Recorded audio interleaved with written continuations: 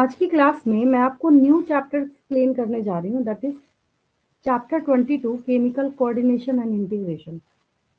अब इस चैप्टर की स्पेशलिटी ये है कि अगर आप एक ह्यूमन बॉडी को अज्यूम करते हैं, ठीक है।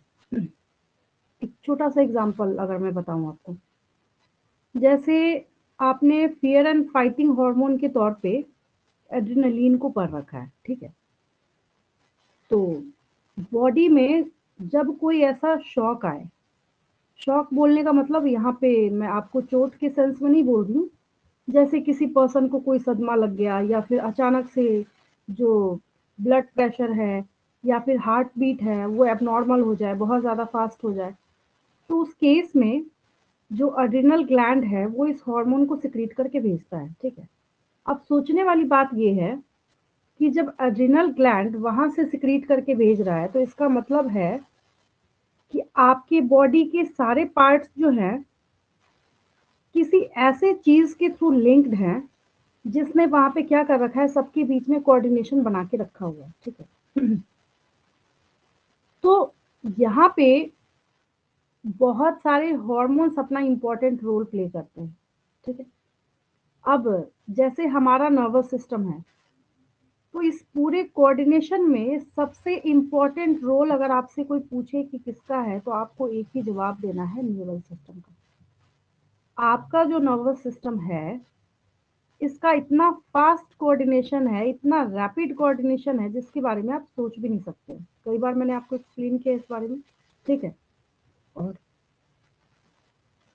मतलब फास्ट तो है ये, लेकिन कई बार ऐसा होता है कि वो बहुत ही शॉर्ट टाइम के लिए या शॉर्ट ड्यूरेशन के लिए होता है। तो जैसे हम लोगों का काम क्या होता है, अगर हम डेली लाइफ का एग्जांपल ले तो अगर आपको कोई एक चीज नहीं मिलती तो आप उसका कोई ऑल्टरनेटिव ढूंढते हैं, कोई सब्स्टिट्यूट ढूंढते हैं कि हाँ हमें ये नहीं मिल रहा तो हम इससे काम चला लेते हैं, ठीक है।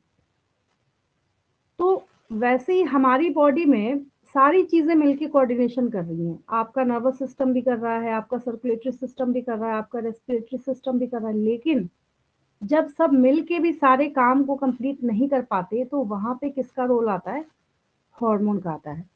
तो ये कोऑर्डिनेशन का आपका जो काम है, और कोऑर्डिनेशन के साथ इंटीग्रेट का मतलब आप समझते हैं, इंटीग्रेशन कोऑर्डिनेशन करने के साथ साथ, जैसे एज फॉर एग्जांपल अगर मैं एक एग्जांपल दूं आपको यहाँ पे एस्ट्रोजन का, प्रोजेस्टेरॉन का, तो इन हॉर्मोन्स का जहां जैसा जो रोल होगा वही काम करेगा, उसी काम के लिए उसी फंक्शन के लिए काम करेगा, ये अपना काम नहीं बदल लेगा। अगर आपको और आसान एग्जांपल चाहिए, जैसे आप जानते हैं कि इंसुलिन का काम क्या है, ये ग्लूकोज मेटाबॉलिज्म में बहुत इंपॉर्टेंट रोल प्ले करता है। तो अगर आप कल को सोचे कि इंसुलिन जो है वो आपका क्या करे, जो लिपिड मेटाबॉलिज्म है उसके ऊपर भी काम करना स्टार्ट कर दे, तो वैसा नहीं करेगा। उसका जो इंटीग्रेशन है, मतलब उसने पहले काम को समझा, उसके बाद आगे जाके वो उस काम को इंटीग्रेट करने का काम करता है, वो स्पेसिफिक होता है हर एक हार्मोन के लिए। और हर एक हार्मोन का काम स्पेसिफिक है, ओरिजिन स्पेसिफिक है, उसका टारगेट ऑर्गन स्पेसिफिक है। अब ऐसा नहीं कि कोई कहीं भी रिलीज होगा और कहीं भी जाके काम कर लेगा, ऐसा बिल्कुल भी नहीं होगा, ठीक है। अब आपके न्यूरल सिस्टम में एक, अगर हम ऐसा बोले कि इसका एक पार्टनर यहाँ पे कौन है, तो आपका एंडोक्राइन सिस्टम है, ठीक है। सब मिलके एक साथ काम करते हैं और आपकी बॉडी के सारे फिजियोलॉजिकल जो फंक्शंस हैं उसको रेगुलेट करने का काम करते हैं, ठीक है। अब जो आपका एंडोक्राइन सिस्टम है, तो यहाँ पे आगे जब आप बढ़ेंगे तो आपको टू टाइप्स के ग्लैंड्स अपनी बॉडी में सुनने को मिलेंगे, एक है एंडोक्राइन ग्लैंड और दूसरा है एक्सोक्राइन ग्लैंड, ठीक है। अब मैंने बार बार हमेशा एक बात आपको बोली है, ये थोड़ा ब्लर है बट आप समझने पे ध्यान देंगे। बस आपको नोटबुक में टेबल ऐसे बनाना है, क्या है मैं अभी याद करा रही हूँ आपको, ठीक है। थायराइड ग्लैंड का नाम आप में से हर एक बच्चे ने सुन रखा है। थोड़ा भी अगर अचानक से किसी का वेट बढ़ने लगे, अचानक से बहुत ज़्यादा ओबेसिटी हो जाए, बहुत ज़्यादा मतलब डिप्रेशन में चला गया या कुछ हो गया, तुरंत आप देखेंगे सबसे पहले जो डॉक्टर्स लिखते हैं वो TSH कहते हैं कि आप अपना थायराइड जो है वो चेक करा के आइए, ठीक है। तो ये बहुत कॉमन है आपके घर में भी, इवन जिन्होंने बायो नहीं ली होगी उन्होंने भी नाम सुना होगा इसका। तो ये थायराइड ग्लैंड जो है ये एंडोक्राइन ग्लैंड की कैटेगरी में आता है। आपके खुद के ही माउथ में जो सलीवरी ग्लैंड है, ये तो खैर ये भी आप बचपन से सुनते आ रहे हैं, ठीक है। तो ये सलीवरी ग्लैंड जो है ये किसका एग्जाम्पल है? एक्सोक्राइन का एग्जाम्पल है। अब आप बोलेंगे एग्जाम्पल से क्या होता है, हमें समझ नहीं आया। तो समझना ये है कि जो एंडोक्राइन ग्लैंड्स होते हैं ये जहां सिक्रीट होगा वहीं काम करेगा। तो इसका बेनिफिट क्या होगा, इसको किसी डक्ट की कोई रिक्वायरमेंट नहीं होगी। बिल्कुल शॉर्टकट में आप क्या लिख सकते हैं, डक्टलेस ग्लैंड्स। आपको इतनी स्टोरी बनाने की जरूरत ही नहीं है। मतलब एंडोक्राइन ग्लैंड्स क्या हो गए, डक्टलेस ग्लैंड्स, मतलब इसके पास कोई डक्ट नहीं होता है। और एक्सोक्राइन ग्लैंड्स क्या हो गए, इनके पास डक्ट होता है, ठीक है। अब अगर हम सिक्रीशन के बारे में बात करें, क्योंकि ये पूरा चैप्टर जो है आपके हार्मोन इंटीग्रेशन के ऊपर ही बेस्ड है, ठीक है। तो हमेशा आप देखेंगे एंडोक्राइन एंडोक्राइन एंडोक्राइन एंडोक्राइन आपको सुनने को मिलेगा, ठीक है। आप अभी डिफरेंशिएट तो कर रहे हैं, बट पूरा चैप्टर जो है आपकी हार्मोनल रोल के ऊपर बेस्ड है, ठीक है। तो एंडोक्राइन ग्लैंड्स क्या सिक्रीशन करते हैं, हार्मोन सिक्रीट करते हैं। एक्सोक्राइन ग्लैंड क्या करता है, अभी जैसे मैंने आपको सलीवरी ग्लैंड का एग्जांपल दिया, ठीक है। तो सलाइवा हो जाएगा, स्वेट हो जाएगा, एंजाइम हो जाएगा, म्यूकस हो जाएगा, सेबम हो जाएगा। सब जानते हैं आप क्या होता है, ठीक है। अब इनके रूट्स के बारे में अगर हम यहाँ पे समझना स्टार्ट करें, तो डायरेक्टली जो है ये रिलीज होके ना सीधा ब्लड स्ट्रीम में चला जाएगा। मतलब जो ब्लड वहां से फ्लो कर रहा है उसी के अंदर जाएगा ये, ठीक है। और अगर हम एक्सोक्राइन ग्लैंड के बारे में बात करें, तो एक इंटरनल ऑर्गन में ये सिक्रीट जरूर होगा, लेकिन एक डक्ट के द्वारा उसको उसके जो टारगेट ऑर्गन है या उसके जो पार्ट्स है वहां तक इसको पहुंचाया जाता है। ये डायरेक्ट ब्लड में रिलीज नहीं होता। तो सिंपल सी स्टोरी ये है, सब कुछ को किनारे करते हुए अगर आप आंख बंद करके इमेजिन करना स्टार्ट कीजिए। मैंने आपको क्या सिखाया, एक्सोक्राइन ग्लैंड का फर्स्ट पॉइंट, डक्टलेस ग्लैंड्स, मतलब एंडोक्राइन का। अगर हम इसका उल्टा कर दें तो ये एक्सोक्राइन का बन जाएगा। इसके पास डक्ट होगा। एक्सो मतलब बाहर होता है ना, एंडो मतलब अंदर होता है। तो जो जहां बनेगा वहीं सिक्रीट होगा। तो ऑब्वियस है, कॉमन सेंस लगाएंगे तब भी आपको समझ आ जाएगा कि एंडोक्राइन ग्लैंड्स को किसी भी तरह के किसी भी डक्ट की कोई रिक्वायरमेंट नहीं होगी, जबकि एक्सोक्राइन ग्लैंड्स को डक्ट्स की रिक्वायरमेंट होगी। एंडोक्राइन ग्लैंड्स क्या सिक्रीट करते हैं, तो हॉर्मोन्स का सिक्रीशन करते हैं। अब ये हार्मोन जो ये सिक्रीट करने का काम कर रहा है, इसका इतना मार्वेलस रोल है ना कि आप अभी आगे जब चैप्टर्स में पूरा का पूरा पढ़ लेंगे, समझ लेंगे, तो खुद ही आपको ये बात क्लियर हो जाएगी कि अगर एक हार्मोन भी थोड़ा भी अपने ऑप्टिमम सिक्रीशन से कम सिक्रीट होना स्टार्ट कर दे तो आपकी बॉडी में क्या क्या हो सकता है, ठीक है। तो ये हार्मोन करेगा, और बाकी के जो बचे खुचे सिक्रीटरी प्रोडक्ट्स है सब कौन करेगा, एक्सोक्राइन करेगा। स्वेट है, एंजाइम है, म्यूकस है, सेबम है, ये सब कुछ, ठीक है। फिर यहाँ पे रूट्स के बारे में जब हम लोग बात करते हैं, तो एंडोक्राइन हम तो बोल ही रहे हैं, तो ये डायरेक्ट ब्लड स्ट्रीम में आपका डाला जाएगा। और एक्सोक्राइन ग्लैंड, शुरू में ही आपने इस पॉइंट का एक पॉइंट लिख रखा है कि इसके पास डक्ट है। तो उसके बेसिस पे आपको सिर्फ इतना पॉइंट बनाना है कि ये एक स्पेसिफिक डक्ट कैरी करेगा, एक डक्ट के थ्रू ही जाएगा ये सिक्रीशन जहां इसको टारगेट ऑर्गन पे काम करना है, ठीक है। और एंडोक्राइन ग्लैंड्स के बारे में अगर हम एग्जांपल ले, तो ये सब आपको क्रिस्टल क्लियर इस चैप्टर में वन बाय वन करके पढ़ना है। चाहे थायराइड ग्लैंड हो, चाहे पैराथायराइड हो, पिट्यूटरी हो, एड्रिनल ग्लैंड हो, ठीक है। नाम आपने सबका 10th क्लास में भी सुन रखा है। अब आपको कितना याद है वो आपको पता होगा, बाकी तो मैं आपको A to Z समझा ही रही हूँ। फिर यहाँ पे एक्सोक्राइन ग्लैंड्स के बारे में बात आती है। सलीवरी ग्लैंड है। अब आपका जो पैनक्रियाज है, कई बच्चों को ये कंफ्यूजन होता है कि क्या हमें पैनक्रियाज को ग्लैंड समझना चाहिए। तो इंसुलिन इंसुलिन इंसुलिन बच्चे रटते तो रहते हैं, बट उनको ये बात नहीं पता होती कि यही वो पैनक्रियाज है जो कि उसको सिक्रीट करने का काम करता है, ठीक है। इसी के सेल्स उसको सिक्रीट करने का काम करते हैं। फिर उसके बाद आपके पास क्या है, लिवर है। तो लिवर के बारे में आपने एक स्टेटमेंट देखा था, कोई स्टूडेंट बताएगा मुझे क्या सुना था स्टेटमेंट आपने, लिवर के बारे में क्या सुन रखा है आपने।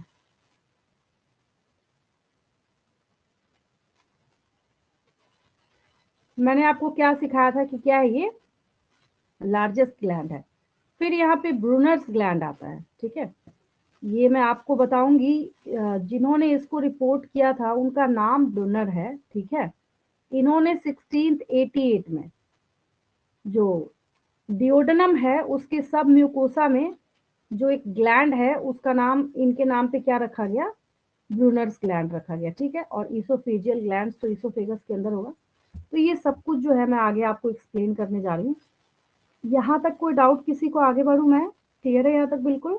अभी तो बस इंट्रोडक्शन स्टार्ट किया मैंने, आगे तो पूरा चैप्टर अभी क्वेश्चंस बाकी है आपके। Yes ma'am.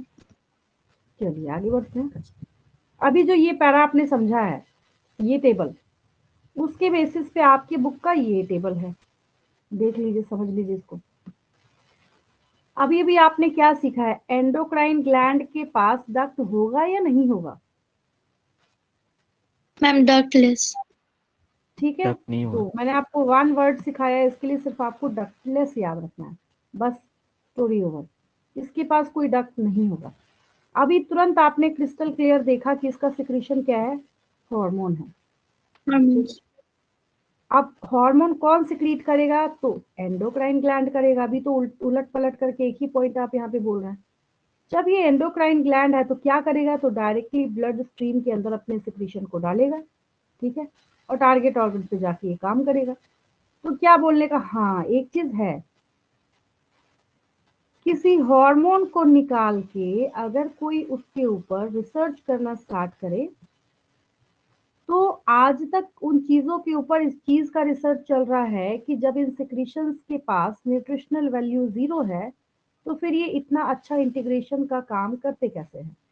तो यहाँ डेफिनेशन में भी यही बात आती है, hormones are non nutrient chemicals which act as intercellular messengers and are produced in trace amounts। यहाँ पे एक दूसरा कीवर्ड है, ट्रेस अमाउंट। अब ऐसा नहीं है कि भर भर के जैसे आप पानी पीते हैं वैसे उस तरीके से इसका सिक्रेशन होता है, नहीं, बहुत माइन्यूट अमाउंट में इनका सिक्रेशन होता है। लेकिन अगर वो भी ना हो तो फिर अर्थ का अनर्थ हो जाता है, समझ गए। तो ये ट्रेस अमाउंट में प्रोड्यूस जरूर होता है, लेकिन इनका रोल जो है वो आपकी बॉडी के, अगर मैं ऐसा बोलूं कि ईच एंड एवरी सिस्टम को रेगुलेट कराने का काम करता है, तो बिल्कुल सही है। सब कैसे कोऑर्डिनेशन का काम करेगा तो आप देखेंगे अभी, ठीक है। तो क्या यहाँ पे मतलब निकला कि जितने हार्मोन का सिक्रीशन है एंडोक्राइन ग्लैंड के द्वारा, तो वो सारे के सारे सिक्रीशंस आपके मेटाबॉलिज्म को रेगुलेट करने का काम कर रहा है। इन्वर्टिब्रेट्स को जब हम लोग देखते हैं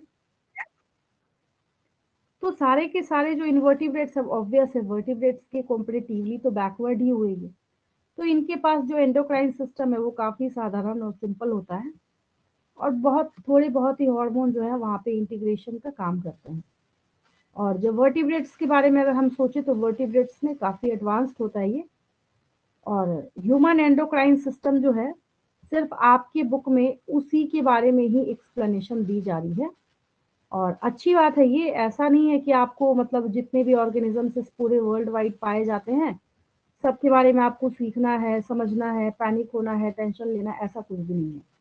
तो मैं जब भी इस चैप्टर को मुझे स्टार्ट करना होता है तो मैं बच्चों को ना सबसे पहले एक ही बात कहती हूँ, पहला मेरा स्टेटमेंट यही होता है, मैं कहती हूँ बहुत आसान चैप्टर है सही में, अगर देखा जाए इसको तो चैप्टर 16 से 22 तक में, इस चैप्टर में कहीं कोई प्रोसेसिंग नहीं है, कहीं कोई कॉम्प्लिकेशन नहीं है। जैसे अगर आप बॉडी फ्लूइड्स एंड सर्कुलेशन पढ़ रहे थे तो वहां पे आपको हार्ट के फंक्शन को समझना पड़ रहा था, आप breathing and exchange of gases को अगर आप समझ रहे थे तो आपको ऑक्सीजन डिसोसिएशन कर्व वगैरह सब कुछ समझना पड़ रहा था।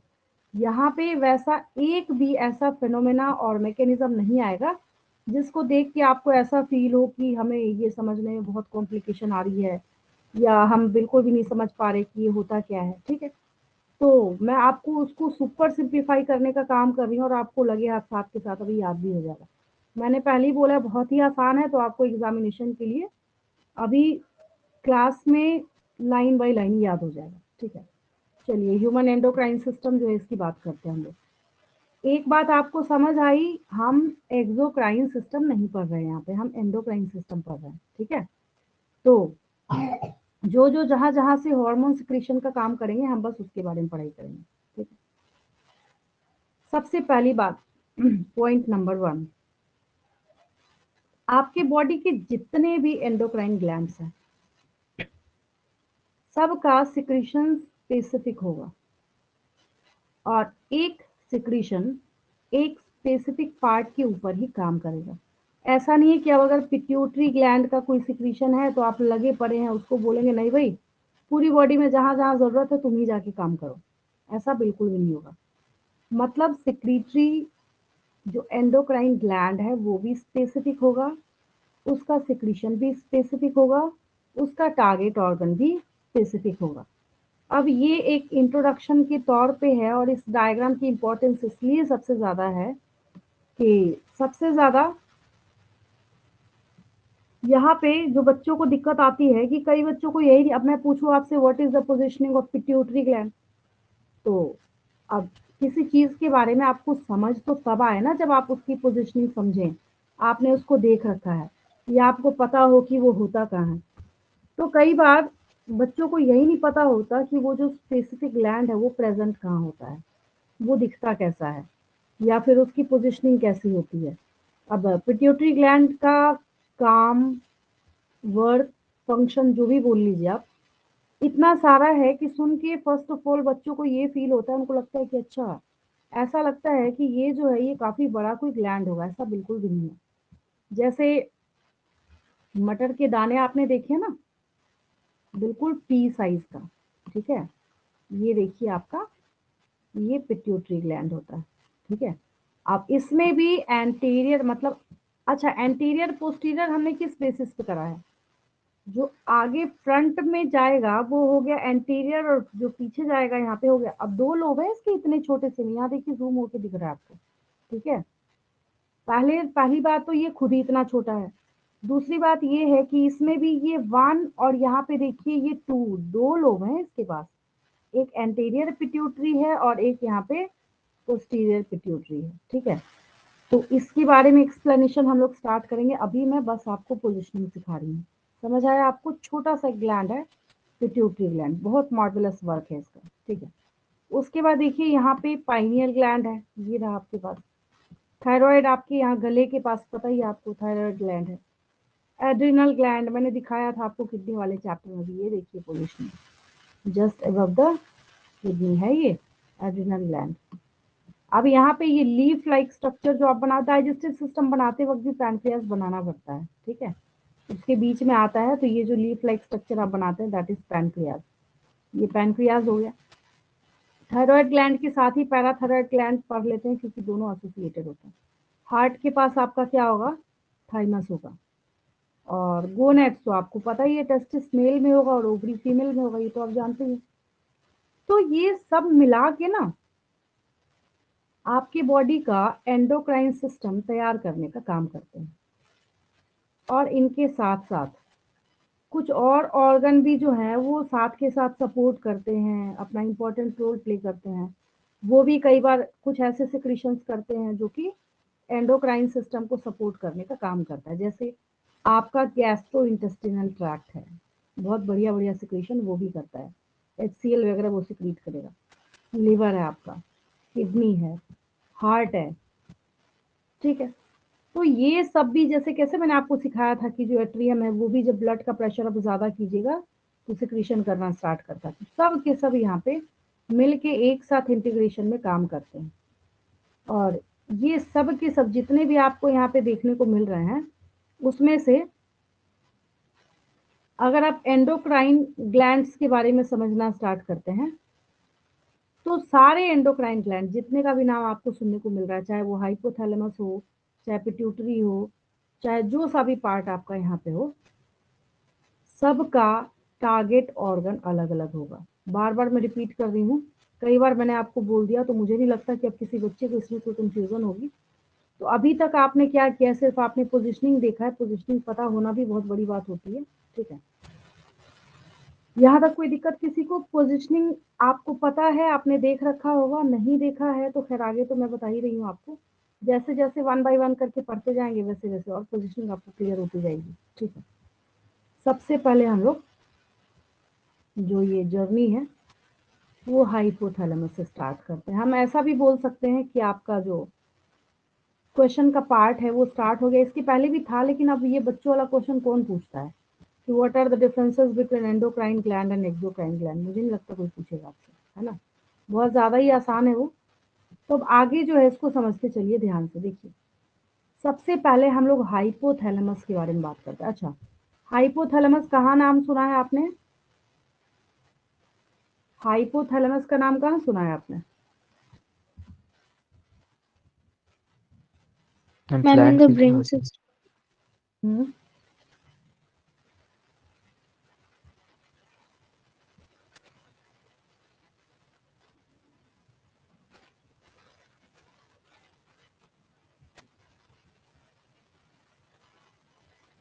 जब इसके एनाटोमी की बात आती है, एनाटोमी मतलब इंटरनल स्ट्रक्चर। आपके सामने कोई बंदा बैठा हुआ है, आप उसको देख के थोड़ी पता लगा लेंगे कि उसका जो हाइपोथैलेमस है वो कहाँ अवेलेबल है। तो हमेशा ऑब्वियस एनाटोमी आएगी और कुछ हो नहीं सकता है।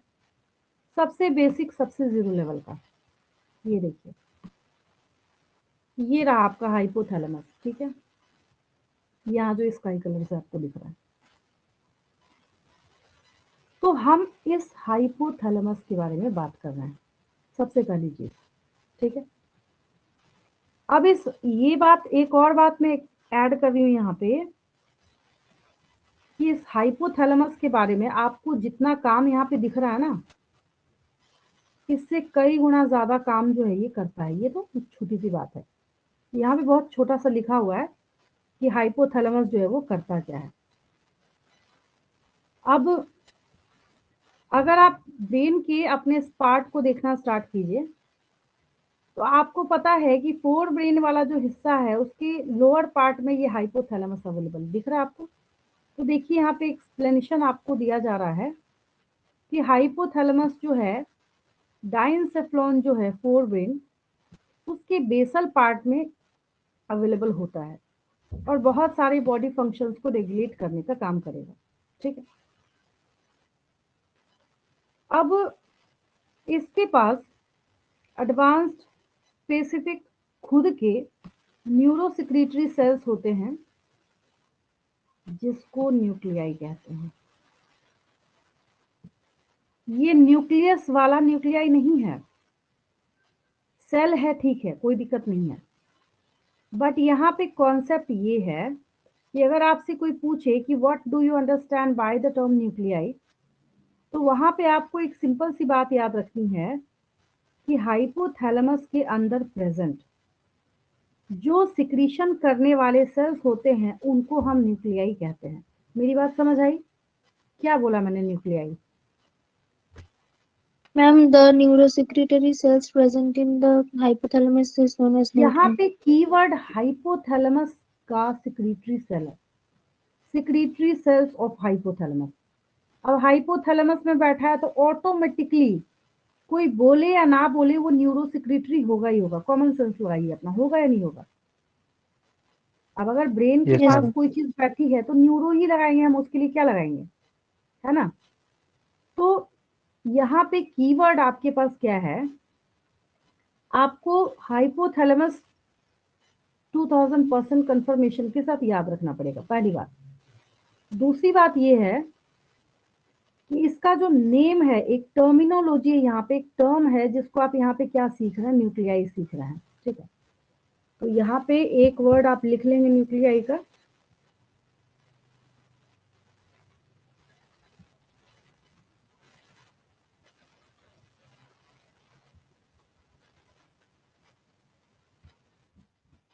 ये देखिए न्यूक्लियाई। और न्यूक्लियस का प्लूरल है सो भी पता है, इसलिए हमने इसको न्यूक्लियस नहीं बोला है, क्योंकि हम सारे सेल्स को यहाँ पे क्या बोल रहे हैं, एक साथ बोल रहे हैं। तो यहाँ पे मैंने आपको क्या सिखाया, ये हो जाएगा न्यूरोसिक्रीटरी, न्यूरोसिक्रीटरी सेल्स ऑफ हाइपोथैलेमस, बस और कुछ नहीं है। इतना आपको याद रखना है, ये हाइपोथैलेमस का न्यूरोसिक्रीटरी सेल है। अब हाइपोथैलेमस का इसलिए हमने न्यूरो लगाया, बस, और कोई बात नहीं है। तो बस आपको याद क्या रखना है कि हाइपोथैलेमस का है, ठीक है। तो इसका फंक्शन क्या है, न्यूक्लियाई का फंक्शन क्या है, हार्मोन सिक्रीशन। अब बैठा है तो कुछ ना कुछ तो काम करेगा ही है। अगर कोई आपसे पूछे कि what is the function of these nuclei, तो ये क्या करेगा, ये सिक्रीशन ऑफ हार्मोन करेगा। दूसरी बात ये भी क्लियर हो गई आपको, तो जिसकी वजह से हमने यहाँ पे इसको इंपॉर्टेंस दे रखी है। आगे देखिए, अब हमने क्या बोला, हाइपोथैलेमस, और हाइपोथैलेमस के बेस में यहाँ पे कौन बैठा है, पिट्यूटरी ग्लैंड बैठा है, पिट्यूटरी ग्लैंड। ठीक है। मैंने आपको बोला ही था पी साइज का छोटा सा होता है। अच्छा, आपकी जो एफिशिएंसी है और आपका जो वर्क है, आप अभी स्टडी कर रहे हैं, ठीक है, तो उसमें अभी कंट्रीब्यूशन किसका है, आपकी स्टडी में कंट्रीब्यूशन किसका है, आप जो मतलब बढ़िया तरीके से बैठ के स्टडी कर रहे हैं, बताइए किसका कंट्रीब्यूशन है। Ma'am pituitary gland. नहीं, मतलब मैं डेली आपका जो एग्जाम्पल है वो पूछ रही हूँ कि अगर आप स्टडी बहुत अच्छा कर रहे हैं, पीसफुली कर रहे हैं, तो उसमें किसका कंट्रीब्यूशन है आपके घर में। राधे, आवाज और कम करो बेटा, आवाज और कम करो। जैसे देखिए, अगर आपको यहाँ से उठा के बाहर रोड पे, सड़क पे रख दिया जाए, ठीक है, और बोला जाए अब अपनी स्टडी करो, आपको कोई खाना बना के नहीं देगा, आपको कोई पैसे नहीं देगा, तो आप कर लीजिएगा, पॉसिबल है, no ma'am. No ma'am. Impossible है। तो आपकी जो एफिशिएंसी है यहाँ पे, वो किसके ऊपर डिपेंड करता है, आपके पेरेंट्स के ऊपर। तो ठीक उसी तरीके से ये जो पिट्यूटरी ग्लैंड आपको दिख रहा है, तो पिट्यूटरी ग्लैंड काम तो करता है बहुत अच्छा अच्छा, नो डाउट, लेकिन इस पिट्यूटरी ग्लैंड को काम कराने के लिए जो सिग्नल देने का काम करता है, वो कौन करता है, इसको सिग्नल देने का काम हाइपोथैलेमस करता है।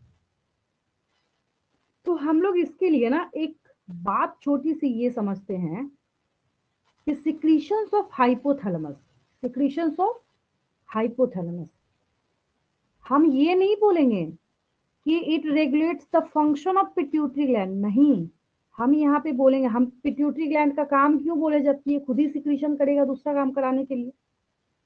अब आपके पेरेंट आपको पैसे दे रहे हैं, लंच बना के दे रहे हैं, सब कुछ कर रहे हैं, आपके बदले एग्जाम दे सकते हैं क्या जाके, नहीं दे सकते, चाह के भी नहीं दे सकते।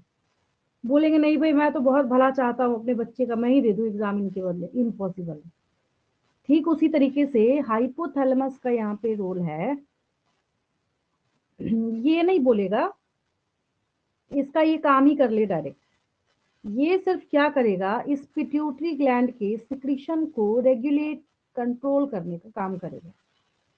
तो इस पिट्यूटरी ग्लैंड का जो सिंथेसिस और सिक्रीशन है, अगर कल को जाके कोई आपसे पूछे कि which of the following endocrine part, endocrine gland regulates the secretion of pituitary gland, तो किसको टिक करेंगे, हाइपोथैलेमस। हाइपोथैलेमस। आपके पास तरह तरह की चीजें, hypothalamus, adrenal gland, adrenal cortex, adrenal medulla, सब कुछ लिखा हुआ, तो आप किसको टिक करेंगे, हाइपोथैलेमस को। मेरी इतनी बात समझ आई सबको, ठीक है। तो ये यस मैम। आपका जो हाइपोथैलेमस यहाँ पे आपको दिख रहा है, इस हाइपोथैलेमस ने क्या किया, ये जो पिट्यूटरी ग्लैंड है, इसके सिक्रीशन को कंट्रोल, बोलेगा भाई तुम सिक्रीशन कम करो, ज्यादा करो, इतना करो या नहीं करो, ये सिग्नल नहीं देगा तो नहीं होगा, ठीक है। तो हाइपोथैलेमस जो हार्मोन सिक्रीट करने का यहाँ पे काम करता है, तो इसके आधार पे कि आखिर ये काम कर कैसा रहा है, तो उसके आधार पे हमने क्या किया है, इसके दो टाइप डिवाइड करे हैं। एक को हम लोग रिलीजिंग हार्मोन कहते हैं, जो ये क्या करेगा, आप देखिए कितना आसान है, ऐसे समझिए, आपको कुछ भी रटना नहीं पड़ेगा, ऐसे समझिए। काम दो तरह का होता है, जो कमांड होता है वो दो तरह का होता है, जो आपके पेरेंट्स दें या जो मैं दूं आपको। मैं आपको बोलूंगी ऐसा करो और ऐसा नहीं करो, तीसरे तरह का कोई कमांड होता है क्या? नहीं। आपके पेरेंट बोलेंगे पढ़ाई करो, फोन ज्यादा मत चलाओ। अब तीसरे तरह का तो कोई कमांड नहीं होता ना। तीसरे तरह का आपके पेरेंट बोलेंगे भाई एक हाथ में फोन लिए रहो, दूसरे हाथ से पढ़ाई करते रहो, ऐसा तो कोई नहीं बोलेगा आपको। तीसरे तरह का कोई कमांड नहीं होता है। तो ऐसे याद रखेंगे कि ये जो आपका हाइपोथैलेमस है ना, जब ये पिट्यूटरी ग्लैंड को बोलेगा सिक्रीशन करो, तो वो आ जाएगा रिलीजिंग हार्मोन की कैटेगरी में। और जब ये हाइपोथैलेमस पिट्यूटरी ग्लैंड को बोलेगा सिक्रीशन बंद करो, मतलब इनहिबिट करेगा, रोकेगा। अब अच्छा, अब ऐसा तो नहीं, एक छोटा सा एग्जांपल मैं दे रही हूँ। आपकी हाइट बढ़ी एक प्रॉपर हाइट तक, मतलब जो भी था फिक्स। अब आप एनडीए या किसी चीज का फॉर्म वॉर्म अगर आप भरेंगे तो आपसे एज हाइट वगैरह सब कुछ पूछा जाता है उसमें, ठीक है। वेट तो फिर भी फ्लक्चुएट होता है, मान सकते हैं, बट हाइट है वो थोड़ा बहुत जीन्स पे डिपेंड करता है। कई लोग ऐसा क्लेम करते हैं कि 20 साल के बाद मेरी हाइट बढ़ गई, ऐसे 1 इंच फला ढिमका, बट फिक्स तो है ना। आप एक आधा इंच या फिर हाफ इंच जो है वो बढ़ सकते हैं। ऐसा तो नहीं 5 फीट के हैं और अगले साल 6 फीट के हो जाएगा, इतना तो नहीं होता चाहिए, ठीक है। तो ऐसा तो नहीं है कि आप एक बनियान ट्री की तरह बढ़ते जा रहे हैं, बढ़ते जा रहे हैं, बढ़ते जा रहे हैं, बढ़ते जा रहे हैं, नहीं। तो यही, अब मैं आगे आपको यही पढ़ाने वाली हूँ कि ये जो पिट्यूटरी ग्लैंड है ये आपका क्या करेगा, ग्रोथ हार्मोन को सिक्रीट करेगा। लेकिन सिक्रीट करने के लिए भी इसी ने उकसाया होगा, हाइपोथैलेमस नहीं। और सिक्रीशन जब ज्यादा होने लगे तो उसको बंद करने के लिए भी किसने कमांड दिया होगा, हाइपोथैलेमस नहीं। मेरी बात आप समझ आई? एक होगा Yes, ma'am. पॉजिटिव कमांड और एक होगा नेगेटिव कमांड। एक बोलेगा पिट्यूटरी को तुम सिक्रीशन करो, उनको हम लोग रिलीजिंग हार्मोन्स बोलेंगे। एक बोलेगा पिट्यूटरी को कि तुम अपना सिक्रीशन बंद करो, उनको हम लोग इनहिबिटिंग हार्मोन्स बोलेंगे। कितना आसान हो गया है या नहीं? मैंने आपको दो तरह के यहाँ पे हार्मोन सिखाए, एक है रिलीजिंग और दूसरा इनहिबिटिंग। लेकिन एक चीज आपने नोटिस करी होगी, इन दोनों का ड्रामा एक साथ चल रहा है। ये हाइपोथैलेमस और पिट्यूटरी जो है, अब आपको समझ ही नहीं आ रहा होगा हम पढ़ क्या रहे हैं, हम हाइपोथैलेमस पढ़ रहे हैं, पिट्यूटरी पढ़ रहे हैं। इतना कोऑर्डिनेटेड इन दोनों का काम है आपस में, ठीक है। तो अभी मैंने आपको क्या बोला कि जो ये काम कर रहा है कौन, हाइपोथैलेमस। तो हाइपोथैलेमस के एक्शन के बेसिस पे ये आपके पास क्या होगा, यहाँ पे 2 types of hormones secreted by hypothalamus, or hormones secreted by hypothalamus, ठीक है। नंबर 1 मैंने आपको बोला है यहाँ पे releasing hormone, releasing hormone. Shortcut में अगर आपको याद रखना है तो यहाँ पे stimulates pituitary gland, stimulates pituitary gland और secretion। और किसके लिए स्टिमुलेट करेगा, इसका काम ही है सिक्रीशन करना, तो करेगा ही, है ना। और दूसरा इसका उल्टा कर लेना, और क्या अपोजिट कर लेना है इसका, इनहिबिटिंग, इनहिबिटिंग हार्मोन। अब यहाँ पे मैंने स्टिमुलेट्स लिखा है, तो ये क्या करेगा, यहाँ पे इनहिबिट करेगा, ठीक है।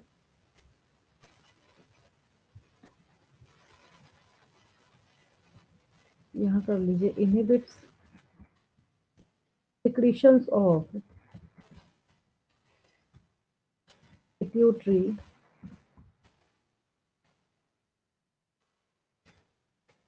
ग्लैंड्स। इतना याद हो गया सबको, है ना? Yes, ma'am. बस इसके बेसिस पे हमने क्या किया है, इसको 2 टाइप्स में डिवाइड करके रख दिया है। ये हो गया आपका।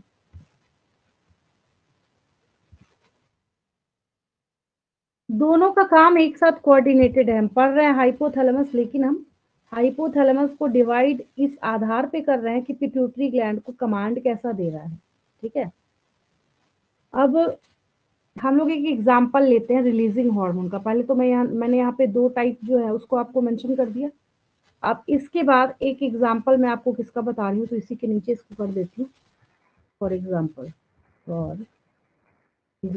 दोनों का एग्जांपल देख लीजिए, बहुत सारे एग्जांपल हैं बट यहाँ पे एक बेसिक सा एग्जांपल है, ठीक है। जैसे अगर हम यहाँ पे बात करें, हाइपोथैलेमस से सिक्रीट होने वाला एक हार्मोन है जिसका नाम है गोनेडोट्रोपिन रिलीजिंग हार्मोन, ठीक है। ये पिट्यूटरी ग्लैंड को किस चीज के लिए उकसाएगा, बोलेगा कि तुम गोनेडोट्रोपिन को सिक्रीट करो, ठीक है। तो जो गोनेडोट्रोपिन को सिक्रीट करवा रहा है यहाँ पे जीएनआरएच, जब आप ह्यूमन रिप्रोडक्शन चैप्टर पढ़ेंगे उसमें अच्छा खासा रोल जो है आपको इसका सुनने को मिलेगा, ठीक है। तो ये जो आपके पास क्या है, इसको ऐसे लिखा जाता है जब हम लोग जीएनआरएच लिखते हैं, जी कैपिटल होगा, एन स्मॉल होगा, आर कैपिटल होगा और एच भी कैपिटल होगा। तो गोनेडोट्रोपिन जीएन से हो गया, उसके बाद रिलीजिंग हार्मोन, ठीक है। फुल फॉर्म भी आप इसका लिख सकते हैं।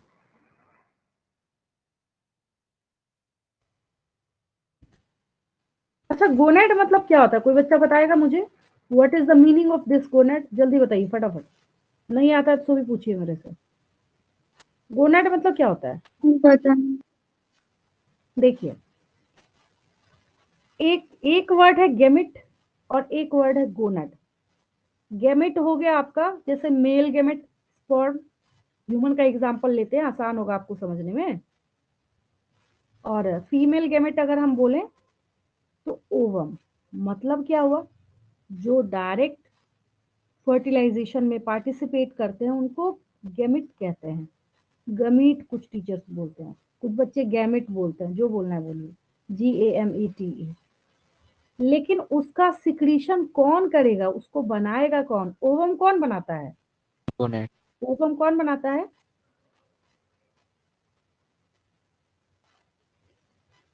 ह्यूमन फीमेल बॉडी में ओवम कहाँ बनता है? I mean the ovary. बस ओवरी। यही तो पूछ रही मैं। तो ओवरी फीमेल गोनेड हो गया, अब आया समझ में? तभी मैंने गोनेड लिख के स्टॉप कर यस दिया है। मैम। अच्छा, तो जो मेल गैमेट है स्पर्म, वो कहाँ बनता है? Testis. I mean the testis. तो टेस्टिस क्या हो गया, मेल गोनेड हो गया। अब आया समझ में? ठीक है। Yes ma'am. तो यस मैम। ऐसा इसका ह्यूमन रिप्रोडक्शन में काम होगा कि इसको हम लोग कहते हैं गोनेडोट्रोफिन। अब आया समझ में? गोनेड लिख के मैंने स्टॉप कर दिया था। Gonadotrophin releasing hormone, releasing hormone मतलब आगे जाके इतना इंपॉर्टेंट रोल प्ले करेंगे ये स्पर्मेटोजेनेसिस में कि तब वहां पे मैं आपको पढ़ाऊंगी, मैं बोलूंगी कि अगर ये सिक्रीट नहीं हुआ, कमांड नहीं मिलेगा, स्पर्मेटोजेनेसिस नहीं होगा, ठीक है। तो ये एक छोटा सा एग्जांपल है। तो ये किसका एग्जांपल है? ये बोलेगा सिक्रीशन करो तो उसका एग्जांपल है ये। तो रिलीजिंग हार्मोन का ही एग्जांपल हो गया, ठीक है। दूसरी तरफ क्या है, हाँ, अभी अभी जो मैंने आपको एग्जांपल दिया कि ऐसा तो है नहीं कि आप बनियन ट्री की तरह या तार के पेड़ की तरह बढ़ते चले जाते हैं। एक ऐसा पॉइंट आता है ना आपकी लाइफ का जहाँ पे जाके आपका ग्रोथ जो है वो स्टॉप हो जाता है, सीज कर जाता है, ठीक है। तो अब दूसरे वाले के एग्जाम्पल में इसके नीचे लिख देती हूँ, क्रिस्टल क्लियर हो जाएगा आपको। यहाँ मैं फॉर एग्जाम्पल इसका कर देती हूँ। तो इसका एग्जाम्पल जो है क्लासिक एग्जाम्पल है, खूब पूछा जाता है एग्जाम में। सोमैटोस्टैटिन है, क्या नाम है उसका? सोमैटोस्टैटिन। अब ये भी हाइपोथैलेमस, ये सारा सिक्रीशन आप पढ़ किसका रहे हैं? हाइपोथैलेमस का ही पढ़ रहे हैं। लेकिन ये ट्रिगर किसको कर रहा है? ये उकसा किसको रहा है? पिट्यूटरी को। Pituitary pituitary gland. ग्लैंड। हाँ, इतना सा फर्क है बस, ठीक है। तो यहाँ पे अगला जो आपके पास क्लासिक एग्जाम्पल है उसको कहते हैं हम लोग सोमैटोस्टैटिक या सोमैटोस्टैटिन। सोमैटोस्टैटिन, ठीक है। अब ये भी कहाँ से हो रहा है? हाइपोथैलेमस से। फ्रॉम द हाइपोथैलेमस, और कौन करेगा? यही करेगा, क्योंकि हाइपोथैलेमस का ही हम पढ़ रहे हैं। तो सोमैटोस्टैटिन जो है, जो हाइपोथैलेमस से सिक्रीट हो रहा है, ये ग्रोथ हार्मोन को कहता है बस अब तुमको और सिक्रीशन नहीं करना है, स्टॉप करो तुम। तो सोमैटोस्टैटिन जो हाइपोथैलेमस से सिक्रीट हो रहा है, ये क्या करेगा? काम को रोक देगा। जो आपकी बॉडी का जो ग्रोथ है उसको स्टॉप किसने किया है? तो याद रखिएगा इसी ने किया है। Inhibits secretions of pituitary gland क्यों बोलेगा कि तुम ये सिक्रीशन जो है मतलब ग्रोथ पे उसको स्टॉप करो? Inhibits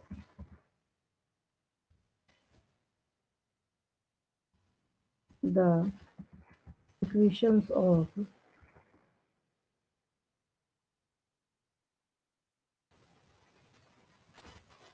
growth hormone.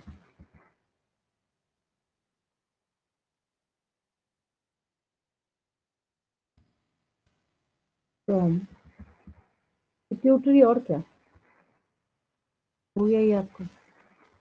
ये पेज याद हुआ या नहीं हुआ? ऑनेस्टली बताइए मुझे, याद हो गया सबको? एक बार देखिए इसको रीड Yes, करके। ma'am. याद हो गया? पूछूं मैं? Hypothalamic Yes, ma'am. हार्मोन कितने तरह के होते हैं? Ma'am, two types. कौन कौन से? Releasing and inhibiting hormones. अच्छा, रिलीजिंग का क्या मतलब है?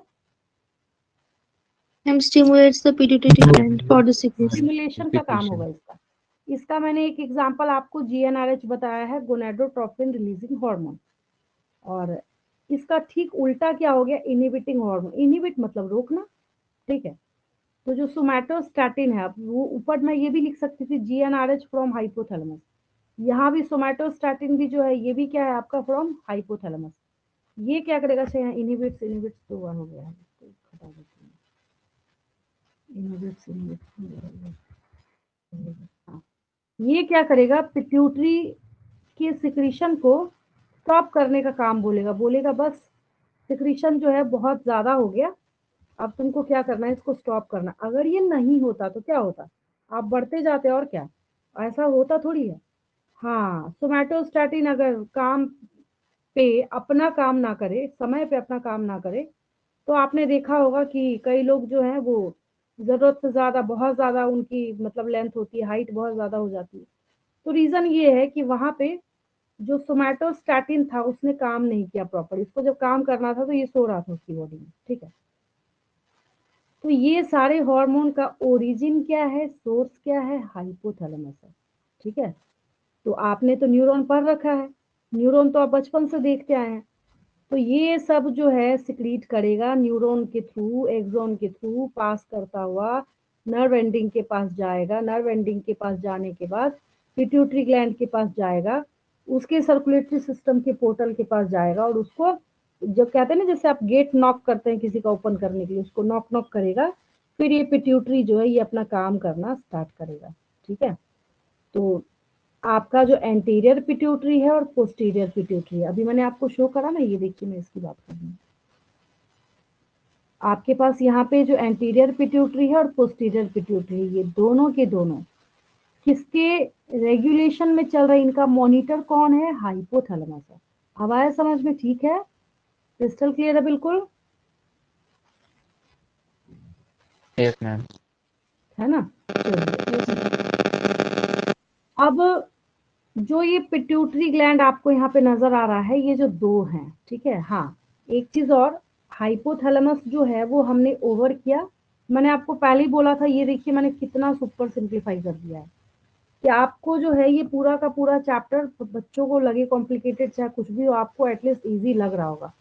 तो ये क्या है, ध्यान से समझते चलेंगे तो साथ के साथ याद भी हो जाता है बच्चों को, समझने में मुझे नहीं लगता कोई दिक्कत होती है। आसान सा चैप्टर, मैंने बोला तो कहीं पे कोई मतलब फिजियोलॉजी नहीं है, कोई ऐसी प्रोसेसिंग नहीं है जो आपको पढ़ के लगे हमें फिर से समझना चाहिए, फिर से प्रोसेस को समझना चाहिए, ऐसा कुछ नहीं, ठीक है। अब यहाँ पे ये जो पिट्यूटरी ग्लैंड आपको नजर आ रहा है, सिर्फ डायग्राम को ध्यान से क्रिस्टल क्लियर समझना है कि कहाँ पे क्या चीज अवेलेबल है, कहाँ पे कौन सी चीज प्रेजेंट है। उसी से आपको सारी चीजें, सारी पोजिशनिंग जो है वो क्लियर हो जाएगी, ठीक है। अब पिट्यूटरी ग्लैंड क्योंकि हाइपोथैलेमस के साथ एसोसिएटेड है, तो आप पूरे वर्ल्ड की जितनी भी किताब पढ़ेंगे उसमें एक चीज की तो गारंटी है कि जैसे ही हाइपोथैलेमस ओवर होगा ना, ठीक उसी के साथ पिट्यूटरी ग्लैंड की पढ़ाई कराई जाती है हमेशा। ये लिखा हुआ है जब भी, क्योंकि अभी अभी आपने देखा कि दोनों का काम इतना ज्यादा एसोसिएटेड है एक दूसरे के साथ कि आपको पता ही नहीं चला कि आप हाइपोथैलेमस पढ़ रहे हैं, पिट्यूटरी ग्लैंड पढ़ रहे हैं। अभी भी देखा ही आपने, नोटिस ही करा, ठीक है। अगर हम आपके बुक के अकॉर्डिंग इस डायग्राम को समझना चाहें तो ये है, और अभी अभी जो आप एक डायग्राम देख रहे हैं इसके साथ लगे हाथ, तो वो भी डायग्राम बहुत अच्छा है, उसमें भी कोई दिक्कत नहीं है, दोनों ही क्रिस्टल क्लियर है। एक ये इमेज है आपके पास और एक और इमेज है आपके पास, दोनों को एक साथ रख के समझ लीजिए। तो डायग्राम आपका जितना अच्छा क्लियर होगा, आंसर आपका उतना अच्छा क्लियर होगा, है ना, ये तो आपको पता ही है। और अगर आप मोटे तौर पे समझना चाहते हैं तो ये जो ब्रेन का आपका पार्ट है, इसमें ऐसे नीचे बहुत ही छोटे साइज का, ये देखिए दो, ये जो आपको यहाँ पे नजर आ रहा है इतना छोटा, ये पिट्यूटरी जो यहाँ पे लिखा हुआ इतना छोटा सा ये ग्लैंड होता है। ठीक है, चलिए ये हो गया। एक और इमेज रख लीजिए इसके सामने ताकि आपको और अच्छे से क्रिस्टल क्लियर समझ आए।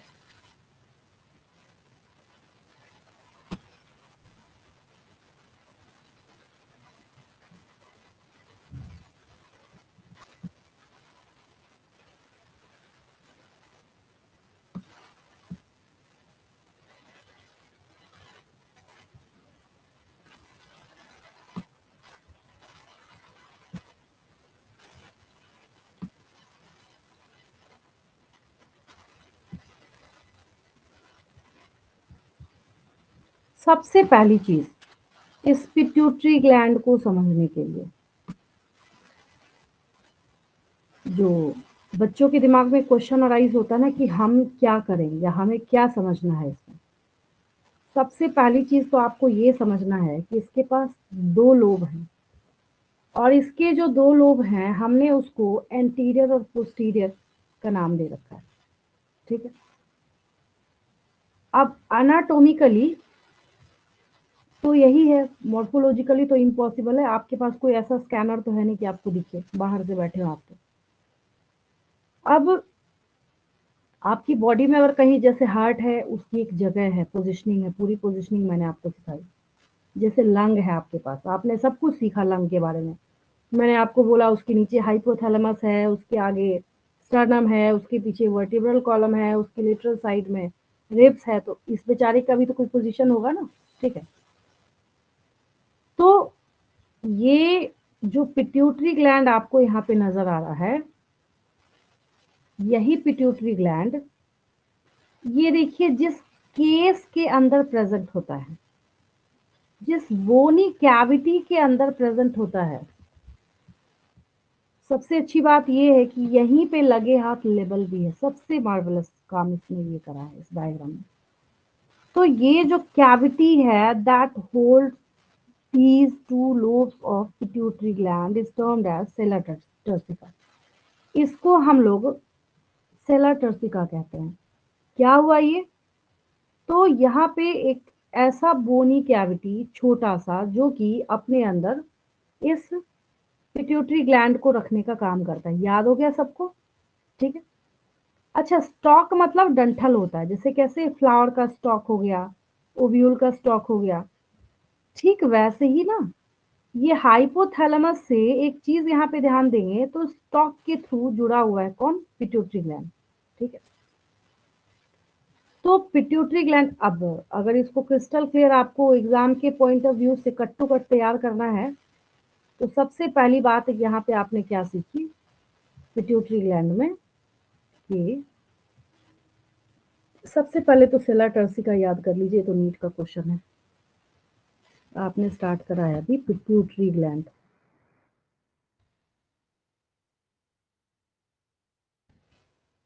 अब ये जो पिट्यूटरी ग्लैंड है आपके पास, इसमें क्या खासियत है,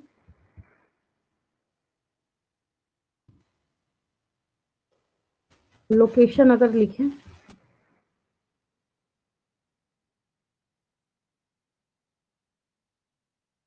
तो हो जाएगा located in a bony cavity known as sella turcica. Turcica. याद हो गया सबको। Yes ma'am. आप ना गूगल में जितने इमेजेस करेंगे उसमें आपको TURCICA दिखेगा, आपकी एनसीईआरटी बुक में TURSICA लिखा है, तो भी आप यही याद कीजिए क्योंकि आपकी टेक्स्ट बुक यही है। ठीक है, अच्छा ये हाइपोथैलेमस से ना एक स्टॉक के थ्रू जुड़ा हुआ है। ठीक है, तो ये कैसे जुड़ा हुआ है, एक डंठल जो स्टॉक होता है उसके थ्रू ये जुड़ा हुआ है हाइपोथैलेमस से। अब इसको हम एनाटॉमिकली जो डिवाइड करने का काम कर रहे हैं, तो उसको हम लोग कह रहे हैं एडिनोहाइपोफाइसिस और न्यूरोहाइपोफाइसिस। क्या कह रहे हैं हम लोग इसको? एडिनोहाइपोफाइसिस और न्यूरोहाइपोफाइसिस। ठीक है, इसके जो पार्ट्स हैं।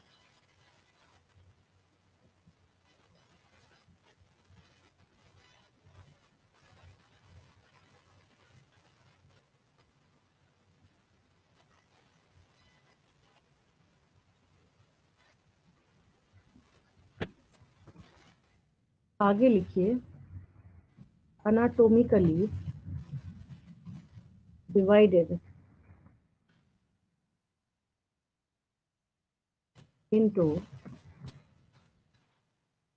नंबर 1 है। आपको सब समझ आ जाएगा, थोड़ा सा और आगे बढ़ेंगे याद भी हो जाएगा लगे हाथ। एडिनोहाइपोफाइसिस एंड न्यूरोहाइपोफाइसिस।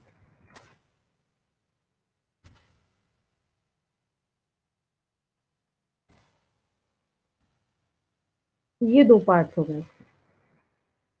अब एक और अलग ड्रामा है इसमें। क्या ड्रामा है कि ये जो एडिनोहाइपोफाइसिस है, तो इसके पास और 2 पार्ट हैं।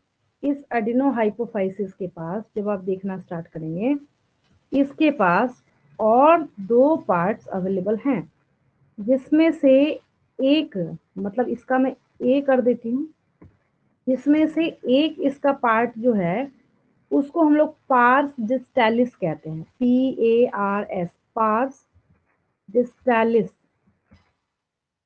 ठीक है, एंड यहाँ पे ए ना कुछ एरर सा लग रहा है, इसको 1 ही रहने देता है। तो इसका भी पहला पार्ट कौन सा हो गया? पार्स डिस्टैलिस हो गया। और इसका जो दूसरा पार्ट है, सेकेंड पार्ट है, इसको हम लोग पार्स इंटरमीडिया कहते हैं। Parse intermedia. पहले इतनी बात क्लियर हुई? पहले हमने इसको डिवाइड करा है एडिनोहाइपोफाइसिस और न्यूरोहाइपोफाइसिस में। फिर हम एडिनोहाइपोफाइसिस के ऊपर अगर हम फोकस करके देखते हैं, तो हमने क्या नोटिस करा कि जो एडिनोहाइपोफाइसिस है, इसके 2 हिस्से हैं, इसके 2 पार्ट हैं।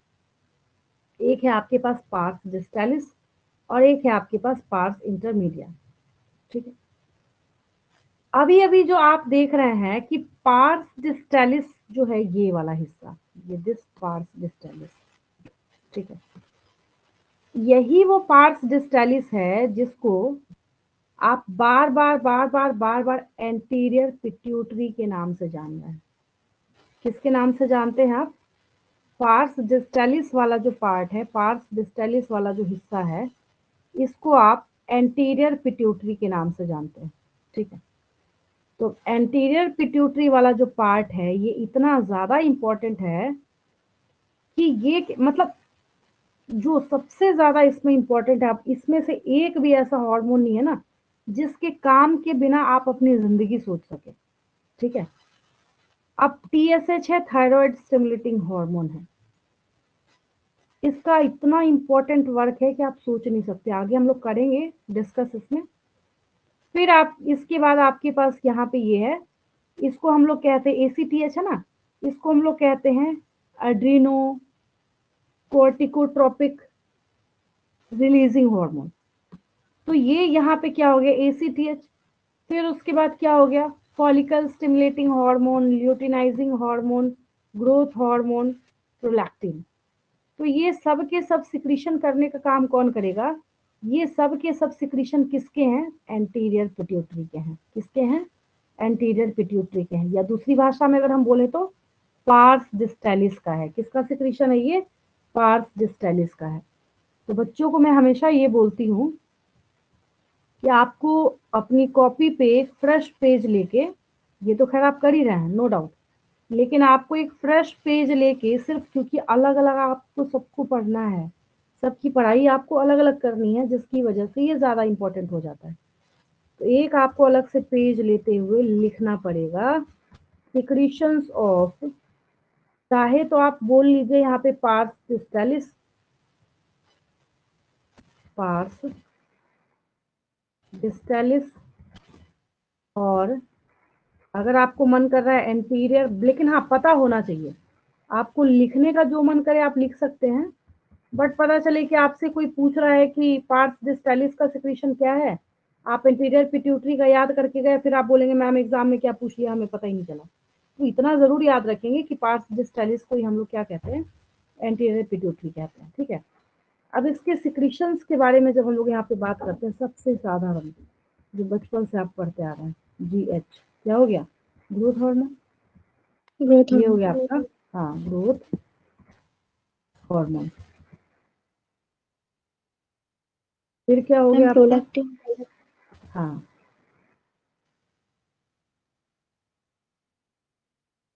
सेकंड लिख लीजिए।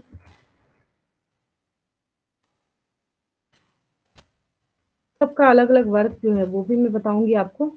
प्रोलैक्टिन, इसको शॉर्ट में ना PRL बोला जाता है, PRL। TSH। फिर आपके पास है थायराइड स्टिमुलेटिंग हार्मोन। ठीक है, तो ये हो गया आपका TSH, thyroid stimulating hormone.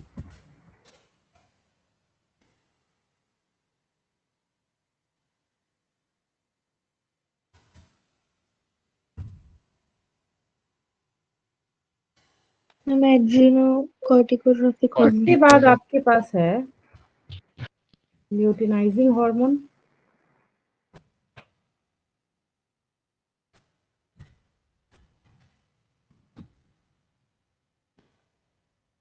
That is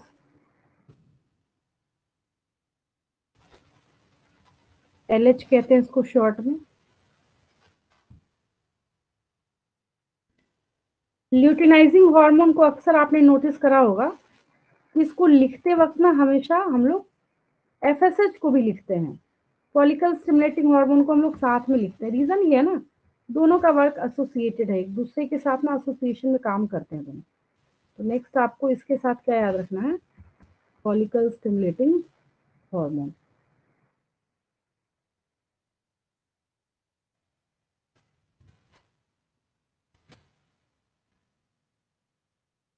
तो इसको शॉर्ट में यहीं से लिख लीजिए, FS, फॉलिकल स्टिमुलेटिंग हार्मोन हो गया FSH। और LH एक साथ आप देखेंगे, इवन कि आगे जाके मेंस्ट्रुअल साइकिल का ग्राफ सीखेंगे आप, उसमें भी दोनों एक साथ बनता है, क्योंकि पिट्यूटरी हार्मोन है। क्यों बनता है एक साथ, क्योंकि दोनों के दोनों पिट्यूटरी ग्लैंड ही स्क्रीट करने का काम कर रहा है, जिसकी वजह से। ठीक है, देन हमारे पास आएगा एक इम्पोर्टेंट रोल, आगे जाके आप पढ़िएगा यहाँ पे, ACTH का, एड्रीनोकोर्टिकोट्रोपिक हार्मोन। एक साथ लिखते हैं हम लोग, एड्रीनोकोर्टिकोट्रोपिक हार्मोन। तो ये हो गया यहाँ पे ACTH, ACTH। ठीक है, तो ये सिक्रीशंस किसके हैं, ये पार्स डिस्टालिस के, एंटीरियर पिट्यूटरी के सिक्रीशंस हैं। ठीक है, तो ये आपने पार्स डिस्टालिस का देखा, किसका देखा आपने, पार्स डिस्टालिस का। फिर उसके बाद आता है यहाँ पे पार्स इंटरमीडिया। नेक्स्ट जो पार्ट आता है, पहले इतना है, ये देखते देखते रेगुलर प्रैक्टिस में लाते लाते इनके सारे फंक्शन वर्क को सीखते सीखते ऑटोमेटिकली याद हो जाता है। कोई बच्चा अगर ऐसा बोले कि हमें रटना पड़ता है, तो रटने उठने की कोई जरूरत नहीं, आसानी से ऑटोमेटिकली याद होता है। ठीक है, तो इसको याद रखेंगे, फिर हम लोग जहाँ पे कर रहे हैं उसमें आगे कंटिन्यू करते हैं। देखिए, ये तो खैर हार्मोन है पार्स डिस्टालिस के। तो क्या बोलने का मतलब हुआ, अभी अभी जो आपने हार्मोन लिखा है ना, वो इसका लिखा है, इसका। इतनी बात समझ आई सबको, आपने ये Yes, ma'am. सारे सिक्रीशंस इस पार्स डिस्टालिस के लिखे हैं। ठीक है, अब ये किसका पार्ट है, एडिनोहाइपोफाइसिस का। पार्स डिस्टालिस को कॉमनली हम क्या कहते हैं, तो इसको एंटीरियर पिट्यूटरी कहते हैं। ठीक है, अब फिर यहाँ पे बारी आती है पार्स इंटरमीडिया की, कुछ ना कुछ ये भी करेगा ही करेगा। आप जब धूप में बहुत देर तक काम कीजिए, कोई काम ऐसा कर रहे हैं धूप में, या फार्मर्स वगैरह जो आपने देखा होगा, जिन्हों जो विलेज बैकग्राउंड के जो होते हैं, अब पता चले कि दो बच्चे एक साथ, दोनों का बॉर्न हुआ, एक सिटी में चला गया और दूसरा जो है वो फार्मर बन गया। मान लीजिए ट्विंस है, अगर जो फार्मर है उसका कॉम्प्लेक्शन डार्क हो जाएगा, जो सिटी में है उसका complexion day by day fair होता चला जाएगा। रीजन ये है कि जो सनलाइट में काफी एक्सपोजर लिए हुए काम करता है, तो वहां पे मेलानिन बनता है, जो आपने सारे क्रीम टेलीविजन पे जो क्रीम के ऐड आते हैं उसमें आपने देखा होगा बार बार, ठीक है। तो एक्चुअली में होता ये है कि जो मेलानोसाइट स्टिमुलेटिंग हार्मोन, एमएसएच बोला जाता है इसको शॉर्ट में, क्या बोला जाता है, एमएसएच। तो मेलानोसाइट स्टिमुलेटिंग हार्मोन जो है, ये मेलानिन सिक्रीशन का काम करता है, और जिसके स्किन में मेलानिन का सिक्रीशन जितना ज्यादा होता है उसका कॉम्प्लेक्शन उतना डार्क होता है। तो जैसे बहुत सारे सेलिब्रिटीज हैं, जब आए थे, इन हुए थे बॉलीवुड में, जब एंट्री हुई थी, तो आपने देखा होगा काफी डार्क थे, बहुत सारे ऐसे हीरो हीरोइन, बहुत सारे सेलिब्रिटीज के किड्स हैं जो काफी डार्क ही पैदा हुए थे। लेकिन अब आप देखिएगा कि उनका जो कॉम्प्लेक्शन है वो फेयर हो गया है। कैसे हुआ है, तो मेलानिन सिक्रीशन को जबरदस्ती सप्रेस करते हैं वहां पे, या फिर अगर बने भी तो वो डिस्ट्रॉय हो जाए, उसका डिस्ट्रक्शन हो जाए, तो ऐसी वो ट्रीटमेंट कराते हैं। फिर आपके दिमाग में क्वेश्चन आएगा कि क्या ये मेलानिन हार्मफुल है क्या हमारे लिए, तो उल्टा है। उल्टा बोलने का क्या मतलब है, जिसका कॉम्प्लेक्शन जितना ज्यादा डार्क होता है, बायोलॉजिकली वो उतना ज्यादा फिट होता है। मतलब अगर किसी का कॉम्प्लेक्शन डार्क है, तो कल को जाके अगर सोलर रेडिएशन सोचे कि मुझे इस धरती पे जितने लोग हैं सबको स्किन कैंसर करना है, तो स्किन कैंसर सबसे पहले लाइट कॉम्प्लेक्शन वाले लोगों को होगा। बचेगा कौन वहां पे, बचेगा डार्क कॉम्प्लेक्शन वाले। ये तो लोगों के दिमाग का फितूर है, इन्होंने बना के रखा हुआ है, क्रीम का ऐड दिखा रहे हैं तो वही फेयर एंड लवली लगाया तो सीधा सिलेक्शन ही हो गया। ये तो इनके दिमाग का फितूर है। बायोलॉजिकली अगर देखा जाए तो जिनका कॉम्प्लेक्शन डार्क होता है उनको ज्यादा हेल्दी माना जाता है, ठीक है। तो ये मैंने आपको स्टोरी क्यों सुनाई, ताकि आपको याद रहे कि यही ये पार्स इंटरमीडिया है, जिसने कि क्या सिक्रीशन करने का काम किया है, एमएसएच को सिक्रीट करेगा, और ये मेलानोसाइट स्टिमुलेटिंग हार्मोन जो है मेलानिन का सिक्रीशन कराएगा, और जिससे क्या होगा, जैसे ही सनलाइट का एक्सपोजर ज्यादा होगा बाहर, कॉमन सेंस है, आप सुबह घर से निकलने के पहले अपनी एक फोटो क्लिक कीजिए और जाके 6 घंटा धूप में घूम के आइए, उसके बाद आप खुद ही अपनी फोटो क्लिक कीजिए सेम लाइट के अंदर, आपको दोनों में फर्क देखने को पता चल जाएगा। हुआ ये कि आपके स्किन में मेलानिन का प्रोडक्शन हो गया। ये तो खैर मैंने बहुत दूर का एग्जांपल दे दिया। सबसे अच्छा एग्जांपल है, कई बच्चों को या कई लोगों को रिस्ट वॉच लगाने की आदत होती है। इवन ठंड के सीजन में भी, जहाँ पे कलाई पे जहाँ पे रिस्ट वॉच आप लगाते हैं, तो आप देखिए वो पोर्शन जो है व्हाइट होता है, बाकी जगह डार्क होता है। नोटिस करा होगा आपने, देखा है ना, ये कई Yes, बार हम ma'am. हाथ में कुछ धागा वागा बांध लेते हैं तो हम देखते हैं वहां पे व्हाइट है, बाकी पोर्शन, अब जो पोर्शन ढका हुआ था, जहाँ पे सनलाइट गया ही नहीं, वहां नहीं बना मेलानिन, और जहाँ पे वो एक्सपोज्ड था सनलाइट के लिए, वहां पे मेलानिन का प्रोडक्शन जो है वो हो गया, ठीक है। तो ये पार्स इंटरमीडिया जो है ये क्या करता है, एमएसएच का सिक्रीशन करता है। मैंने इतनी कहानी आपको सिर्फ इसलिए सुनाई ताकि आपको ये एमएसएच जो है वो याद हो जाए, ठीक है। तो एक तो आपने लिख ही रखा है, और अब इसी के नीचे, क्योंकि हमें एक लिखना है तो हम लिख सकते हैं इसके नीचे, कोई दिक्कत नहीं है। अब यहाँ पे कर लीजिए secretions of parse intermedia.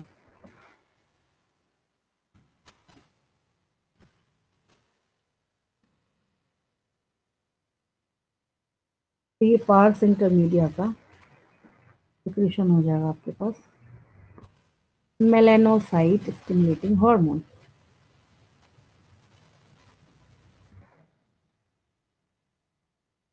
Melanocyte stimulating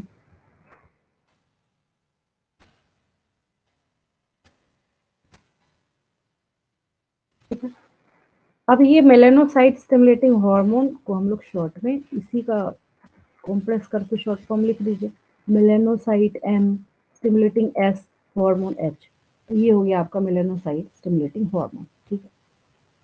अब अगर वापस मैं आपको रिकॉल कराऊं एक बात, ये आपने हालांकि नोट कर लिया होगा, नहीं नोट किया तो आप स्क्रीनशॉट ले सकते हैं, आपकी बुक में भी है, बट मैं आपको सिर्फ एक फॉर्मेट सिखा रही हूँ। अगर आपके एग्जाम में आए तो ऊपर से नीचे की सीरीज में ऐसे नंबर डाल के लिखा जाता है।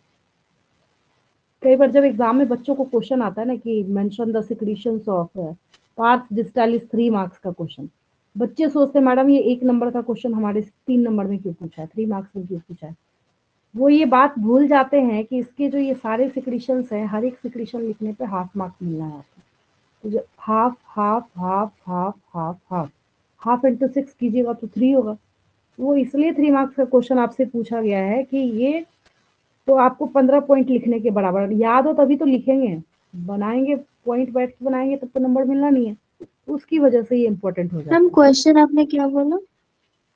मैंने बोला कि mention the secretions of pars distalis, ठीक है, तो जितने सिक्रीशंस हैं सबके नाम लिखने होते हैं वहाँ पे, या एंटीरियर पिट्यूटरी, ठीक है। Ma'am only names? हाँ सिर्फ नेम, नेम नेम ही, अगर मेंशन लिखा है नेम पर ही आपको मार्क्स मिलेंगे। और अगर दे दिया गया कि राइट अ नोट ऑन या डिस्क्राइब सिक्रीशंस ऑफ पार्स डिस्टालिस या mention and describe functions of secretions of anterior pituitary, तो 5 मार्क्स का बन जाता है। क्योंकि जीएच वाला तो रोल है बहुत ही आसान है, बाकी में आपको लिखना तो उसकी वजह से 5 मार्क्स का बनता है, ठीक है। और देखिए अभी तक आपने क्या किया, ये पार्स डिस्टालिस के सिक्रीशंस पढ़ लिए और ये पार्स इंटरमीडिया जो है इसका सिक्रीशन आपने पढ़ लिया। ये बचा रह गया न्यूरोहाइपोफाइसिस। तो ये न्यूरोहाइपोफाइसिस जो है इसको हम लोग पार्स नर्वोसा कहते हैं। इसको हम लोग दूसरा टर्म जो है वो पार्स नर्वोसा देते हैं, ठीक है। अब इसको भी कुछ कहते होंगे, तो यही है जो पोस्टीरियर पिट्यूटरी कहलाता है। एंटीरियर तो आपने पार्स डिस्टालिस को पढ़ लिया, अब ये है जो पोस्टीरियर पिट्यूटरी कहलाता है, ठीक है, इसका भी कुछ सिक्रीशन होगा। तो ये पोस्टीरियर पिट्यूटरी जो है, तो इसके इतने इंपॉर्टेंट सिक्रीशन है। अब आप बोलेंगे इंपॉर्टेंट तो सारे ही सही में इंपॉर्टेंट है, क्योंकि अगर एक का भी काम रुक गया तो आपकी बॉडी का मेटाबॉलिज्म जो है वो रुक जाएगा, ठीक है।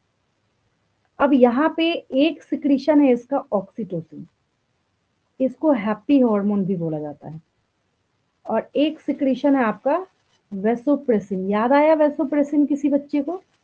अभी मैंने तुरंत पिछले चैप्टर में पढ़ाते वक्त बोला था, यस यदि मैं मैम। नेक्स्ट चैप्टर आपको कराऊंगी तो वहां वेसोप्रेसिन का नाम सुनेंगे आप, तो आपको याद आ जाएगा कि हाँ वेसोप्रेसिन का फंक्शन जो हमने पढ़ा है, ठीक है। और मैंने ये भी बोला था कि अगले चैप्टर में जो पिट्यूटरी पिट्यूटरी है यहाँ पे वो आपको समझ आ जाएगा, ठीक है। तो ये न्यूरोहाइपोफाइसिस जो है यही ऑक्सीटोसिन और वेसोप्रेसिन को सिक्रीट करने का काम करेगा, ठीक है। अब ऑक्सीटोसिन और वेसोप्रेसिन के बारे में अगर हम लोग यहाँ पे बात करें तो आपने excretory products and there elimination chapter में हाइपोथैलेमस वहां पे पढ़ा था, ठीक है। तो एक्चुअल में क्या है, बनता है सही में दोनों हाइपोथैलेमस में, लेकिन इसको काम करने के लिए ना जाना कहाँ होता है, इसको जाना होता है पिट्यूटरी ग्लैंड में। पिट्यूटरी ग्लैंड में इसको कहाँ जाना पड़ता है, पोस्टीरियर पिट्यूटरी में जाना पड़ता है। बात ये है, स्टोरी ये है, ठीक है।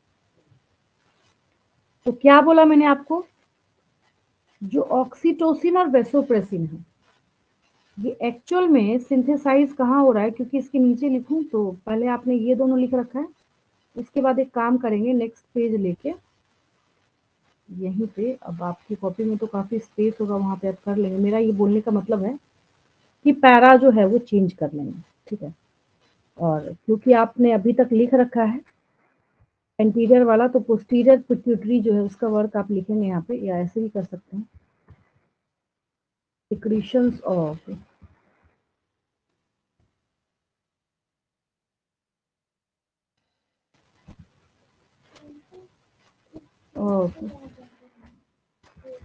पोस्टीरियर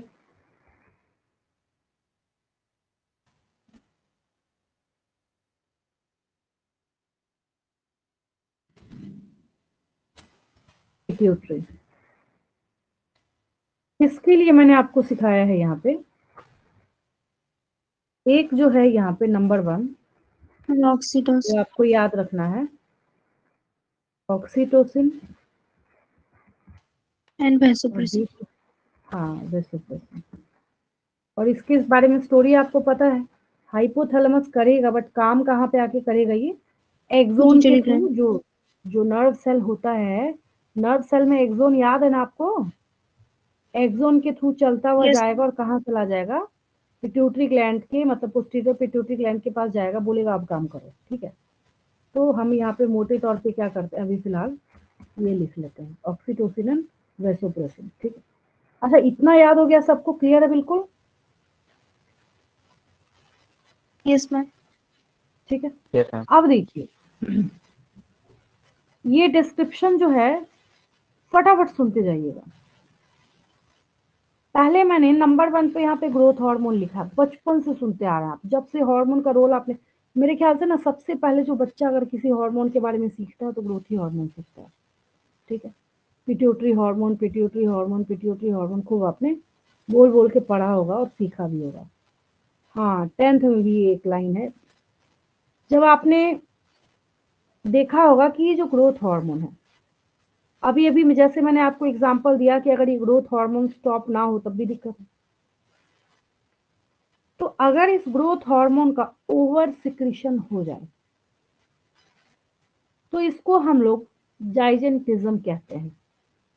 कहते हैं ना ये इतना जायंट दिख रहा है, जैसे हाँ जो इंडियन वो रेसलर कौन है, एक क्या नाम है इसका, जो एक इंडियन रेसलर है जो एक बार आया था उसमें बिग बॉस में, खली है, क्या नाम है इसका, यस मैम। यस। तो हाँ तो वो एक्चुअली में ना वो जाइजेंटिज्म का पेशेंट है वो, लेकिन फिर काफी टाइम तक डिप्रेस था, उसका लोग बहुत मजाक उड़ाते थे, तो उसने इसको पॉजिटिवली लिया, बोला कि अगर मेरा जो फिजिक है, अगर मैं इतना ज्यादा जायंट हूँ, अगर मैं इतना स्ट्रांग हूँ, तो क्यों ना मैं इसको पॉजिटिव वे में लूँ।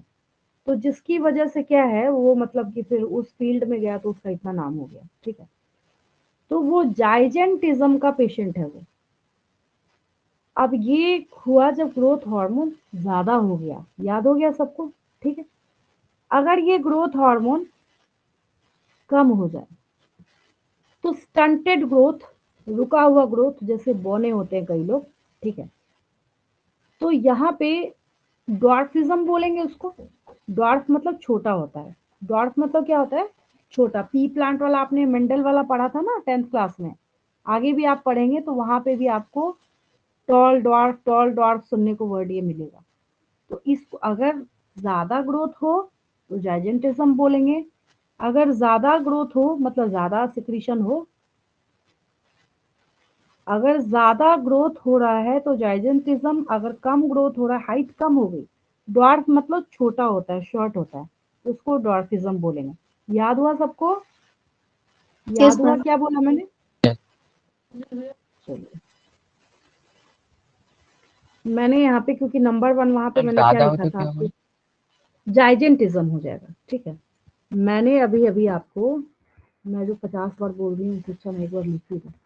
मैंने जो अभी आपको पिट्यूटरी ग्लैंड बोला, मतलब ग्रोथ हार्मोन बोला, जीएच, ठीक है, शॉर्ट में लिखते जीएच। अब तो आप सीख गए कि जीएच ग्रोथ हार्मोन है।